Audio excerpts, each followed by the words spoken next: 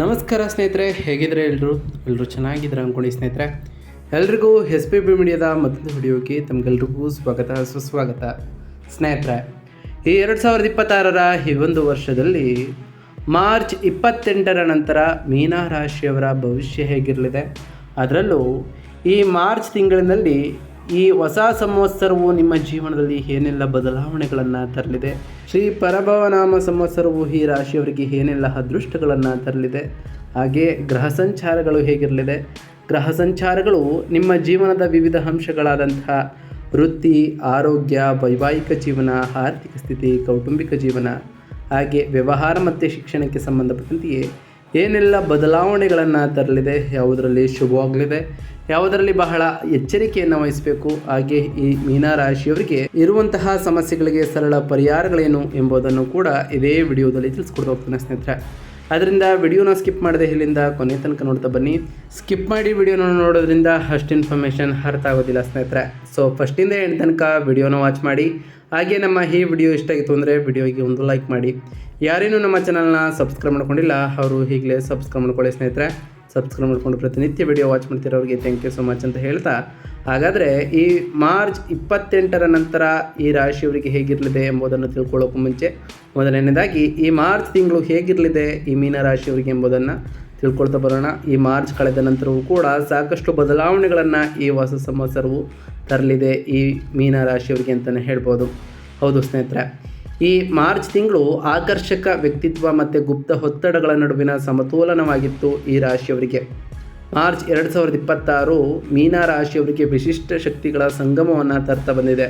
ನಿಮ್ಮ ಲಗ್ನದಲ್ಲಿ ಉಚ್ಚ ಸ್ಥಾನದಲ್ಲಿ ಶುಕ್ರನು ಇರೋ ಕಾರಣ ನೀವು ಎಲ್ಲರ ಗಮನವನ್ನು ಸೆಳೀತಾ ಬಂದಿದ್ದೀರಿ. ನಿಮ್ಮ ನೋಟದಿಂದ ಅಂದ ಮತ್ತು ಸ್ವಭಾವದಲ್ಲಿ ಪ್ರೇಮ ತುಂಬಿರುತ್ತದೆ ಅಂತಲೇ ಹೇಳ್ಬೋದು. ಇದು ಪ್ರಸ್ತುತ ನಡೀತಿರ್ತಕ್ಕಂತಹ ಸಾಡೆ ಸಾತಿ ಅಂದರೆ ಲಗ್ನ ಸ್ಥಾನದಲ್ಲಿ ಶನಿಯ ಪ್ರಭಾವವನ್ನು ಸ್ವಲ್ಪ ಮಟ್ಟಿಗೆ ಕಡಿಮೆ ಮಾಡ್ತಾ ಬರ್ತದೆ. 12ನೇ ಮನೆಯಲ್ಲಿ ವೇದ ಸ್ಥಾನದಲ್ಲಿ ಮಂಗಳ ಮತ್ತು ರಾಹು ಸಂಯೋಜನೆ ಉಂಟಾಗೋ ಕಾರಣ ಇದು ಬಹಳಷ್ಟು ತತ್ತರಿಸ್ತಾ ಬಂದಿದೆ. ಹೊರನೋಟಕ್ಕೆ ನೀವು ನಗುತ್ತಿದ್ದರೂ ಒಳಮನಸ್ಸಿನಲ್ಲಿ ಆತಂಕ, ನಿದ್ರೆಯ ಸಮಸ್ಯೆ, ಹಾಗೆ ಮಿತಿಮೀರಿದಂತಹ ಖರ್ಚುಗಳು ಕೂಡ ನಿಮ್ಮನ್ನು ಬಹಳಷ್ಟು ಕಾಡ್ತಾ ಬಂದಿದೆ. ಸಾರ್ವಜನಿಕ ಜೀವನ ಮತ್ತು ವೈಯಕ್ತಿಕ ಶಾಂತಿಯ ನಡುವೆ ಸಮತೋಲನವನ್ನು ಕಾಯ್ದುಕೊಳ್ಳುವುದು ಈ ತಿಂಗಳ ಮುಖ್ಯ ಸವಾಲಾಗಿತ್ತು ಈ ಮೀನರಾಶಿಯವರಿಗೆ. ಈ ತಿಂಗಳು ಕಳೆದ ನಂತರ ಸಾಕಷ್ಟು ಬದಲಾವಣೆಗಳನ್ನು ಕೂಡ ಈ ಮೀನರಾಶಿಯವರು ಕಾಣ್ತಾ ಬರ್ತೀರಿ ಅಂತಲೇ ಹೇಳ್ಬೋದು. ಹಾಗಾದರೆ ಈ ಮಾರ್ಚ್ ತಿಂಗಳಿನಲ್ಲಿ ಈ ರಾಶಿಯವರಿಗೆ ಉಂಟಾದಂತಹ ಪ್ರಮುಖ ಗ್ರಹ ಸಂಚಾರಗಳೇನು ಎಂಬುದನ್ನು ನೋಡ್ತಾ ಬರೋದಾದರೆ, ಸೂರ್ಯನು 12ನೇ ಮನೆಯಿಂದ 1ನೇ ಮನೆಗೆ ಮಾರ್ಚ್ 15ರಂದು ಆಲ್ರೆಡಿ ಪ್ರವೇಶವನ್ನು ಮಾಡಿದ ಕಾರಣ ಶಕ್ತಿಯ ಕುಂಠಿತವನ್ನು ಈ ರಾಶಿಯವರು ಕಂಡಿರ್ತೀರಿ. ಮತ್ತು ನಂತರದ ದಿನಗಳಲ್ಲಿ ಆತ್ಮವಿಶ್ವಾಸವನ್ನು ಕೂಡ ನೀವು ಕಾಣ್ತಾ ಬರ್ತೀರಿ. ಆತ್ಮವಿಶ್ವಾಸದಲ್ಲಿ ಹೆಚ್ಚಳವನ್ನು ಕೂಡ ಈ ರಾಶಿಯವರು ಕಾಣ್ತಾ ಬರ್ತೀರಿ ಅಂತಲೇ ಹೇಳ್ಬೋದು ಸ್ನೇಹಿತರೆ. ಸಾಡೆ ಸಾತಿಯಲ್ಲಿ ಶನಿ ಇರೋ ಕಾರಣ ಅಂದರೆ 1ನೇ ಮನೆಯ ಮೀನ ರಾಶಿಯಲ್ಲಿ ಶನಿ ಇರೋ ಕಾರಣ ಶಿಸ್ತು, ಗಾಂಭೀರ್ಯ ಮತ್ತು ವಿಳಂಬ ಈ ರೀತಿಯ ಪರಿಸ್ಥಿತಿಗಳನ್ನು ಈ ರಾಶಿಯವರು ಎದುರಿಸಬೇಕಾಗಿರ್ತದೆ. ಇನ್ನು ಮಂಗಳ ಗ್ರಹದ ವಿಚಾರಕ್ಕೆ ಬರೋದಾದರೆ 2 ಮತ್ತು 9ನೇ ಮನೆಯ ಅಧಿಪತಿಯಾಗಿರತಕ್ಕಂತಹ ಮಂಗಳನು 12ನೇ ಮನೆಯ ಕುಂಭ ರಾಶಿಯಲ್ಲಿ ಇರೋ ಕಾರಣ ಹೆಚ್ಚಿನ ಖರ್ಚು ಕೂಡ ಆಗ್ತಾ ಹೋಗ್ತದೆ. ನಿದ್ರೆಯ ಸಮಸ್ಯೆ ಮತ್ತು ವಿದೇಶ ಪ್ರಯಾಣ ಮಾಡುವಂತಹ ಅವಕಾಶಗಳು ಕೂಡ ಈ ಮಂಗಳನ ಸಂಚಾರದಿಂದ ಈ ರಾಶಿಯವರಿಗೆ ಇದು ಸಂಭವಿಸಲಿದೆ ಅಂತಲೇ ಹೇಳ್ಬೋದು. ಇನ್ನು ಶುಕ್ರ ಗ್ರಹದ ವಿಚಾರಕ್ಕೆ ಬರೋದಾದರೆ 3 ಮತ್ತು 8ನೇ ಮನೆಯ ಅಧಿಪತಿಯಾಗಿರ್ತಕ್ಕಂತಹ ಶುಕ್ರನು 1ನೇ ಮನೆಯ ಉಚ್ಚ ಸ್ಥಾನದಲ್ಲಿ ಇರೋ ಕಾರಣ ನಿಮ್ಮ ಆಕರ್ಷಣೆ ಹೆಚ್ಚಾಗ್ತಾ ಹೋಗ್ತದೆ. ಪ್ರೇಮ ಸುಖವನ್ನು ಕಾಣ್ತಾ ಬರ್ತೀರಿ. ಅನಿರೀಕ್ಷಿತ ಧನಲಾಭವೂ ಕೂಡ ಈ ರಾಶಿಯವರಿಗೆ ಉಂಟಾಗಲಿದೆ ಅಂತಲೇ ಹೇಳ್ಬೋದು. ಇನ್ನು ಈ ಹೊಸ ಸಂವತ್ಸರವು ಈ ರಾಶಿಯವರಿಗೆ ಈ ಮಾರ್ಚ್ 28ರ ನಂತರ ಆರ್ಥಿಕವಾಗಿ ಹಣಕಾಸಿನ ವಿಚಾರದಲ್ಲಿ ಏನೆಲ್ಲ ಬದಲಾವಣೆಗಳನ್ನು ತರಲಿದೆ, ಅದೃಷ್ಟ ಇರಲಿದೆಯಾ ಅಂತ ನೋಡ್ತಾ ಬರೋದಾದರೆ, ಆರ್ಥಿಕವಾಗಿ ಇದು ಹಣದ ಸೋರಿಕೆಯ ತಿಂಗಳಾಗಿತ್ತು ಈ ಮಾರ್ಚ್ ತಿಂಗಳು.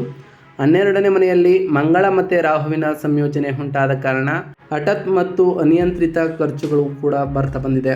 ವೈದ್ಯಕೀಯ ವೆಚ್ಚ, ವಾಹನ ರಿಪೇರಿ ಅಥವಾ ಪ್ರಯಾಣಕ್ಕಾಗಿ ಹೆಚ್ಚಿನ ಹಣವೂ ಕೂಡ ಖರ್ಚಾಗ್ತಾ ಬಂದಿದೆ ಸ್ನೇಹಿತರೆ. ಸಕಾರಾತ್ಮಕವಾಗಿ ಹೇಳೋದಾದರೆ ಉಚ್ಚ ಸ್ಥಾನದಲ್ಲಿ ಶುಕ್ರನ ಬಲದಿಂದ ನಿಮ್ಮ ವ್ಯಕ್ತಿತ್ವ ಮತ್ತು ಕಲಾತ್ಮಕ ಕೌಶಲ್ಯಗಳ ಮೂಲಕ ಹಣವನ್ನು ಗಳಿಸ್ತಾ ಬಂದಿದ್ದೀರಿ. ನಿಮ್ಮ ಮೂಡನ್ನು ಸುಧಾರಿಸಿಕೊಳ್ಳಲು ಬಟ್ಟೆಗಳು ಅಥವಾ ಐಷಾರಾಮ್ಯ ವಸ್ತುಗಳಿಗಾಗಿ ಹಣ ಖರ್ಚನ್ನು ಮಾಡ್ತಾ ಬರ್ತೀರಿ. ಆದರೆ ಉಳಿತಾಯದ ಹಣ ಖಾಲಿಯಾಗದಂತೆ ಈ ರಾಶಿಯವರು ಬಹಳ ಜಾಗೃತೆಯನ್ನು ವಹಿಸಬೇಕು. ವಿದೇಶಿ ಮೂಲಗಳಿಂದಂತಹ ಬರುವ ಆದಾಯದ ವರಮಾನವು ಕೂಡ ಬಹಳ ಉತ್ತಮವಾಗಿರಲಿದೆ. ಇದರಿಂದ ಸಾಕಷ್ಟು ಧನಲಾಭವನ್ನು ಕೂಡ ಕಾಣ್ತಾ ಬರ್ತೀರಿ. ಆದರೆ ಉಳಿತಾಯದ ಕಡೆ ಹೆಚ್ಚಿನ ಗಮನವನ್ನು ಕೂಡ ಕೊಡಬೇಕಾಗಿರ್ತದೆ. ಅದೇ ರೀತಿಯಲ್ಲಿ ಖರ್ಚು ಕೂಡ ಉಂಟಾಗೋ ಕಾರಣ ಬಹಳ ಎಚ್ಚರಿಕೆ ಅಗತ್ಯ ಅಂತಲೇ ಹೇಳ್ಬೋದು. ಇನ್ನು ಈ ರಾಶಿಯವರಿಗೆ ಸಂಬಂಧಪಟ್ಟಂತೆಯೇ ಆರೋಗ್ಯ ಮತ್ತು ಕ್ಷೇಮದ ವಿಚಾರದಲ್ಲಿ ಏನೆಲ್ಲ ಬದಲಾವಣೆಗಳನ್ನು ಕಾಣಲಿದ್ದೀರಿ ಅಂತ ನೋಡ್ತಾ ಬರೋದಾದರೆ, ನಿಮ್ಮ ಆರೋಗ್ಯದ ವಿಷಯದಲ್ಲಿ ಈ ಮಾರ್ಚ್ 28ರ ನಂತರವೂ ಕೂಡ ಅತ್ಯಂತ ಕಾಳಜಿ ಅವಶ್ಯಕವಾಗಿರ್ತದೆ. ಮಾರ್ಚ್ ಕಳೆದು ಏಪ್ರಿಲ್ ತಿಂಗಳ ಮೊದಲ ವಾರದಲ್ಲೂ ಕೂಡ ಬಹಳಷ್ಟು ಆರೋಗ್ಯದಲ್ಲಿ ಎಚ್ಚರಿಕೆಯನ್ನು ವಹಿಸಬೇಕು. 12ನೇ ಮನೆಯ ಗ್ರಹಗಳ ಪ್ರಭಾವ ಮುಖ್ಯವಾಗಿ ನಿದ್ರೆ ಮತ್ತು ಪಾದಗಳ ಮೇಲೆ ಪರಿಣಾಮವನ್ನು ಬೀರ್ತಾ ಬರ್ತದೆ. ನಿದ್ರಾಹೀನತೆ ಅಥವಾ ಅಶಾಂತಿಯು ನಿಮ್ಮನ್ನು ಮಾನಸಿಕವಾಗಿ ದಣಿಸ್ತಾ ಬರ್ತದೆ ಸ್ನೇಹಿತರೆ. ಜೊತೆಗೆ ಲಗ್ನದಲ್ಲಿ ಇರತಕ್ಕಂತಹ ಶನಿಯು ದೈಹಿಕವಾಗಿ ಆಯಾಸ ಅಥವಾ ಕೀಲು ನೋವನ್ನು ನೀಡಬಹುದು. ಮಾರ್ಚ್ ಮಧ್ಯಭಾಗದಲ್ಲಿ ಸೂರ್ಯನ ಪ್ರವೇಶವು ದೇಹದ ಉಷ್ಣತೆ ಹೆಚ್ಚಿಸುವುದು ಅಥವಾ ತಲೆನೋವಿಗೆ ಕಾರಣವೂ ಕೂಡ ಆಗ್ಬೋದು. ಪ್ರತಿದಿನ ಮಲಗುವ ಮುನ್ನ ಪಾದಗಳಿಗೆ ಮಸಾಜನ್ನು ಮಾಡಿಕೊಳ್ಳುವುದು ಮತ್ತು ಧ್ಯಾನವನ್ನು ಮಾಡುವುದು ಉತ್ತಮವಾದಂತಹ ಪರಿಹಾರವಾಗಿರಲಿದೆ. ಹಾಗೆಯೇ ಈ ಟೈಮ್ನಲ್ಲಿ ಧ್ಯಾನ ಮತ್ತು ವ್ಯಾಯಾಮವನ್ನು ಮಾಡೋದರಿಂದ ನಿಮ್ಮ ದೈಹಿಕ ಶಕ್ತಿ ಮತ್ತು ಮಾನಸಿಕ ಶಕ್ತಿ ವೃದ್ಧಿ ಆಗಲಿದೆ ಅಂತಲೇ ಹೇಳ್ಬೋದು ಸ್ನೇಹಿತರೆ. ಇನ್ನು ಕುಟುಂಬ ಮತ್ತು ಸಂಬಂಧಗಳ ವಿಚಾರದ ಬಗ್ಗೆ ಮಾತನಾಡ್ತಾ ಬರೋದಾದರೆ, ಈ ರಾಶಿಯವರಿಗೆ ಈ ಮಾರ್ಚ್ 28ರ ನಂತರ ನಿಮ್ಮ ಪ್ರೇಮ ಜೀವನದಲ್ಲಿ ಭರವಸೆಯ ಕಿರಣ ಮೂಡಿರಲಿದೆ ಅಂತಲೇ ಹೇಳ್ಬೋದು. ಅದರಲ್ಲೂ ಈ ಮಾರ್ಚ್ ತಿಂಗಳಿನಲ್ಲಿ ನಿಮ್ಮ ಲಗ್ನದಲ್ಲಿ ಉಚ್ಚ ಶುಕ್ರನು ಇರೋ ಕಾರಣ ನಿಮ್ಮಲ್ಲಿ ಒಂದು ಬಗೆಯ ಕಾಂತಿಯೂ ಕೂಡ ಇರ್ತದೆ. ಇತರರು ನಿಮ್ಮತ್ತ ಆಕರ್ಷಿತರಾಗ್ತಾ ಹೋಗ್ತಾರೆ. ಪ್ರೇಮ ಸಂಬಂಧಗಳು ಗಟ್ಟಿ ಆಗ್ತಾ ಹೋಗ್ತವೆ. ದಾಂಪತ್ಯ ಜೀವನ ಬಹಳಷ್ಟು ಸುಖಮಯವಾಗಿ ಇರಲಿದೆ. ನಿಮ್ಮ ಸಂಗಾತಿಗೆ ನೀವು ಆಕರ್ಷಕರಾಗಿ ಕಾಣ್ತಾ ಹೋಗ್ತೀರಿ. ಆದರೆ 12ನೇ ಮನೆಯ ಚಟುವಟಿಕೆಗಳು ಕೆಲವು ರಹಸ್ಯಗಳನ್ನು ಅಥವಾ ಗುಪ್ತ ಆಸೆಗಳನ್ನು ನಿಮ್ಮಲ್ಲಿ ಸೂಚಿಸಬಹುದು. ಸಂಗಾತಿಯೊಂದಿಗೆ ಯಾವಾಗಲೂ ಪ್ರಾಮಾಣಿಕವಾಗಿರಿ. ಮನೆಯ 4ನೇ ಮನೆಯಲ್ಲಿ ಗುರುವು ನೋಡೋ ಕಾರಣ ಕೌಟುಂಬಿಕ ಜೀವನ ಸ್ಥಿರವಾಗಿರ್ತದೆ. ಆದರೆ ನಿಮ್ಮ ಆಂತರಿಕ ಗೊಂದಲಗಳಿಂದಾಗಿ ನೀವು ಕುಟುಂಬದವರಿಂದ ಸ್ವಲ್ಪ ದೂರವಿರುವಂತೆ ನಿಮಗೆ ಅನಿಸ್ಬೋದು ಸ್ನೇಹಿತರೆ. ಇನ್ನು ಈ ರಾಶಿಯವರ ಶೈಕ್ಷಣಿಕ ವಿಚಾರದ ಬಗ್ಗೆ ಮಾತನಾಡ್ತಾ ಬರೋದಾದರೆ, ಶೈಕ್ಷಣಿಕ ವಿಚಾರದಲ್ಲಿ ಈ ಮಾರ್ಚ್ 28ರ ನಂತರವೂ ಕೂಡ ಸಾಕಷ್ಟು ಬದಲಾವಣೆಗಳನ್ನು ಕಾಣ್ತಾ ಬರ್ತೀರಿ. ಅದರಲ್ಲೂ ವಿದೇಶದಲ್ಲಿ ಓದಬೇಕು ಎಂದು ಆಸೆಯನ್ನು ಪಡ್ತಿರೋರಿಗೆ, ಓದಲು ಬಯಸುವಂತಹ ವಿದ್ಯಾರ್ಥಿಗಳಿಗೆ ಇದು ಒಂದು ಗ್ರೀನ್ ಸಿಗ್ನಲ್ ಅಂತಲೇ ಹೇಳ್ಬೋದು. ವೀಸಾ ಪ್ರಕ್ರಿಯೆ ಅಥವಾ ವಿದೇಶಿ ಪ್ರಯಾಣಕ್ಕೆ ಸಂಬಂಧಪಟ್ಟಂತೆಯೇ 12ನೇ ಮನೆಯ ಶಕ್ತಿ ಬಹಳಷ್ಟು ಪೂರಕವಾಗಿರ್ತದೆ. ಆದರೆ ಸಾಮಾನ್ಯ ವಿದ್ಯಾರ್ಥಿಗಳಿಗೆ ಏಕಾಗ್ರತೆ ಸಮಸ್ಯೆ ಎದುರಾಗ್ಬೋದು. ರಾಹುವಿನ ಪ್ರಭಾವದಿಂದ ಮನಸ್ಸು ಓದಿನ ಬದಲು ಅಗಲುಗಣಿಸದಿತ್ತ ವಾಲುವುದು ಸ್ನೇಹಿತರೆ.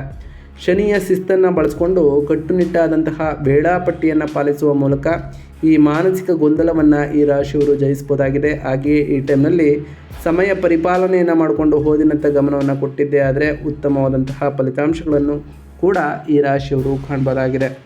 ಅದರಲ್ಲೂ ಹೊಸ ಹೊಸ ಕೌಶಲ್ಯಗಳನ್ನು ಕಲಿಬೇಕು ಅಂದ್ಕೊಂಡಿರೋ ಈ ರಾಶಿಯ ವಿದ್ಯಾರ್ಥಿಗಳಿಗೆ ಬಹಳ ಅನುಕೂಲಕರವಾಗಿರಲಿದೆ ಅಂತಲೇ ಹೇಳ್ಬೋದು. ಇನ್ನು ಈ ರಾಶಿಯವರಿಗೆ ಸಂಬಂಧಪಟ್ಟಂತೆಯೇ ವೃತ್ತಿ ಮತ್ತು ಉದ್ಯೋಗದಲ್ಲಿ ಏನೆಲ್ಲ ಬದಲಾವಣೆಗಳು ಆಗಲಿದೆ ಈ ಮಾರ್ಚ್ 28ರ ನಂತರ ಅಂತ ನೋಡ್ತಾ ಬರೋದಾದರೆ, ಈ ಮಾರ್ಚ್ ತಿಂಗಳಿನಲ್ಲಿ ನಿಮ್ಮ ವೃತ್ತಿ ಜೀವನಕ್ಕೆ ಸ್ವಲ್ಪ ಗೊಂದಲಮಯವಾಗಿರ್ತದೆ. ಅದರಲ್ಲೂ ಮಾರ್ಚ್ 15ರವರೆಗೆ ಸೂರ್ಯನು 12ನೇ ಮನೆಯಲ್ಲಿ ಇರೋ ಕಾರಣ ಆತ್ಮವಿಶ್ವಾಸದ ಕೊರತೆಯನ್ನು ಕೂಡ ನೀವು ಕಂಡಿರ್ತೀರಿ. ಅಥವಾ ಕೆಲಸದ ಸ್ಥಳದಲ್ಲಿ ನಿಮ್ಮ ವಿರುದ್ಧ ಗುಪ್ತ ಪಿತ್ತೂರಿಗಳು ಕೂಡ ನಡೆದಿರ್ಬೋದು. ಆದರೆ ಈ ಮಾರ್ಚ್ 28ರ ನಂತರ ಒಂದಿಷ್ಟು ಬದಲಾವಣೆಗಳನ್ನು, ಅದರಲ್ಲೂ ಸಕಾರಾತ್ಮಕ ಬದಲಾವಣೆಗಳನ್ನು ಕಾಣ್ತಾ ಬರ್ತೀರಿ. ಸಹೋದ್ಯೋಗಿಗಳಿಂದ ನಿರೀಕ್ಷಿತವಾದಂತಹ ಬೆಂಬಲ ನಿಮಗೆ ಸಿಗ್ತಾ ಹೋಗ್ತದೆ. ಸದ್ಯಕ್ಕೆ ತೆರೆಮರೆಯ ಕೆಲಸಗಳಲ್ಲಿ ತೊಡಗುವುದು ಈ ರಾಶಿಯವರಿಗೆ ಉತ್ತಮವಾಗಿರಲಿದೆ. ಆದರೆ ನಿಮ್ಮ ಕೆಲಸವು ವಿದೇಶಿ ವ್ಯವಹಾರಗಳು, ಆಸ್ಪತ್ರೆಗಳು ಅಥವಾ ಕಲಾಕ್ಷೇತ್ರಕ್ಕೆ ಸಂಬಂಧಪಟ್ಟಂತೆ ಯಶಸ್ವಿ ಆಗ್ತಾ ಹೋಗ್ತವೆ ಅಂತಲೇ ಹೇಳ್ಬೋದು. ಅದರಲ್ಲೂ ಉಚ್ಚ ಸ್ಥಾನದಲ್ಲಿ ಶುಕ್ರನ ಪ್ರಭಾವವು ಕೂಡ ಉಂಟಾಗುವ ಕಾರಣ ನಿಮ್ಮ ಮಾತಿನ ಮೂಲಕ ಗ್ರಾಹಕರನ್ನು ಗೆಲ್ತಾ ಬರ್ತೀರಿ. ಅದರಲ್ಲೂ ಮಾರ್ಚ್ 15ರ ನಂತರ ಸೂರ್ಯನು ನಿಮ್ಮ ಲಗ್ನಕ್ಕೆ ಪ್ರವೇಶಿಸಿದಾಗ ನಾಯಕತ್ವದ ಗುಣಗಳು ಕೂಡ ಮರಳಿ ಬರ್ತಾ ಹೋಗ್ತವೆ. ಆದರೆ ಅಹಂಕಾರದಿಂದ ಮೇಲಾಧಿಕಾರಿಗಳೊಂದಿಗೆ ವಾಗ್ವಾದವನ್ನು ಮಾಡಲಿಕ್ಕೆ ಹೋಗಬೇಡಿ ಸ್ನೇಹಿತರೆ. ಅದರಿಂದ ಈ ಟೈಮ್ನಲ್ಲಿ ಬಹಳ ಎಚ್ಚರಿಕೆಯಿಂದ ಇರುವುದು ಕೂಡ ಅವಶ್ಯಕ. ಒಟ್ಟಾರೆಯಾಗಿ ಈ ಮಾರ್ಚ್ 28ರ ನಂತರವೂ ಕೂಡ ಸಾಕಷ್ಟು ಬದಲಾವಣೆಗಳನ್ನು ನಿಮ್ಮ ಜೀವನದಲ್ಲಿ ಕಾಣ್ತಾ ಬರ್ತೀರಿ. ಅದು ಸಕಾರಾತ್ಮಕವಾಗಿರ್ಬೋದು ಅಥವಾ ಎಚ್ಚರಿಕೆಯ ಸೂಚನೆಗಳನ್ನು ಕೂಡ ಆಗಿರ್ಬೋದು. ಹಾಗಾದರೆ ಈ ರಾಶಿಯವರು ಈ ಟೈಮ್ನಲ್ಲಿ ಮಾಡಬೇಕಾಗಿರುವಂತಹ ಸರಳ ಪರಿಹಾರ ಕ್ರಮಗಳೇನು? ಸಾಡೆ ಸಾತಿಯ ಒತ್ತಡ ಮತ್ತು 12ನೇ ಮನೆಯ ವೆಚ್ಚಗಳನ್ನು ನಿಯಂತ್ರಿಸಲು ಈ ಮೀನ ರಾಶಿಯವರು ಏನೆಲ್ಲ ಪರಿಹಾರವನ್ನು ಮಾಡ್ಬೋದು ಅಂತ ನೋಡ್ತಾ ಬರೋದಾದರೆ, ಮೊದಲನೇದಾಗಿ ನಿಮ್ಮ ನಿದ್ರಾಹೀನತೆಗೆ ಪರಿಹಾರ ಏನಂದರೆ, ಮಂಗಳ ಮತ್ತು ರಾಹುವಿನಿಂದ ಉಂಟಾಗ್ತಿರ್ತಕ್ಕಂತಹ ನಿದ್ರಾಹೀನತೆಯನ್ನು ತಪ್ಪಿಸಲು ಮಲಗುವ ಮುನ್ನ ಪಾದಗಳನ್ನು ತಣ್ಣೀರಿನಿಂದ ತೊಳೆದುಕೊಳ್ಳಿ. ಮತ್ತು ದಿಂಬಿನ ಕೆಳಗೆ ಒಂದು ಸಣ್ಣ ಚೀಲದಲ್ಲಿ ಸೋಂಪು ಕಾಳನ್ನು ಇಟ್ಕೊಳ್ಳಿ ಸ್ನೇಹಿತರೆ. ಇದು ಸಾಕಷ್ಟು ಬದಲಾವಣೆಗಳನ್ನು ನಿಮ್ಮ ಜೀವನದಲ್ಲಿ ತರಲಿದೆ. ಹಾಗೆ ಉಚ್ಚ ಸ್ಥಾನದಲ್ಲಿ ಶುಕ್ರನ ಶುಭ ಫಲಗಳಿಗಾಗಿ ಪ್ರತಿದಿನ ಸುಗಂಧ ದ್ರವ್ಯವನ್ನು ಬಳಸಿ ಸ್ವಚ್ಛವಾದಂತಹ ಬಿಳಿ ಬಟ್ಟೆಗಳನ್ನು ಧರಿಸಿ ಸ್ನೇಹಿತರೆ.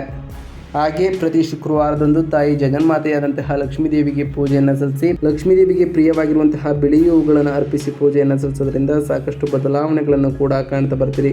ಹಾಗೆ ಮಂಗಳವಾರದಂದು ಆಸ್ಪತ್ರೆಗೆ ಭೇಟಿ ನೀಡಿ ರೋಗಿಗಳಿಗೆ ಸಹಾಯವನ್ನು ಮಾಡಿ ಅಥವಾ ಔಷಧಿಗಳನ್ನು ದಾನ ಮಾಡಿ. ಇದು 12ನೇ ಮನೆಯ ಶಕ್ತಿಯನ್ನು ಸಕಾರಾತ್ಮಕವಾಗಿ ಬಳಸಲು ಸಹಾಯವನ್ನು ಮಾಡುತ್ತದೆ. ಹಾಗೆ ಪ್ರತಿ ಮಂಗಳವಾರದಂದು ಓಂ ಅಂಗರಾಯಕಾಯ ನಮಃ ಎಂಬ ಮಂತ್ರವನ್ನು ಜಪಿಸಿ ಅದೇ ದಿನ ಹನುಮಾನ್ ಚಾಲಿಸವನ್ನು ಕೂಡ ಪಠಿಸೋದ್ರಿಂದ ಅಥವಾ ಕೇಳೋದ್ರಿಂದ ಸಾಕಷ್ಟು ಉತ್ತಮವಾದಂತಹ ಪ್ರಭಾವವನ್ನು ನೀವು ಕಾಣ್ತಾ ಬರ್ತೀರಿ.